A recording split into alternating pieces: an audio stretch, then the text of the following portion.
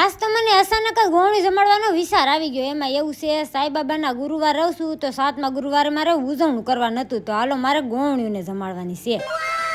જમવામાં તો સરસ મજાની ખીર બનાવી નાખી છે. નકરી ખીર નહીં, આપણે બટેકાનું શાક, પૂરી, આ બધી વસ્તુ બનાવવાની છે. આ લોટ બાંધીને પૂરી વણી નાખી અને મેં તળવાનું કામ ચાલુ કરી દીધું. 7 વાગ્યા એટલે સરસ મજાની રસોઈ બની ગઈ ને આપણે હવે આરતીનો ટાઈમ થઈ ગયો હતો એટલે આરતીમાં બેઠા એ બધાને ચાંદલા કરીને હાથમાં ચોખા દઈ દીધા. જ્યાં સુધી વાર્તા પૂરી ન થાય ત્યાં સુધી આ કોઈને ઊભા થવા દેવાના નથી. સાંઈબાબા આજે પણ નિરાકાર સ્વરૂપે શિરડીમાં વિદ્વાન છે. સાંઈબાબાની આ કથા જે સાચા સરસ મજાની સાંઈબાબાની વાર્તા કરીને પછી આપણે સાંઈબાબાને થાળ ધરી દીધો. થાળ ધરાઈ જાય એટલે ચોકલીની પ્રસાદી ધરીને પછી આપણે આરતી કરવાની છે. આરતી પૂરી થાય એટલે ચારે દિવસે આપણે ધૂપ દેવાનું છે.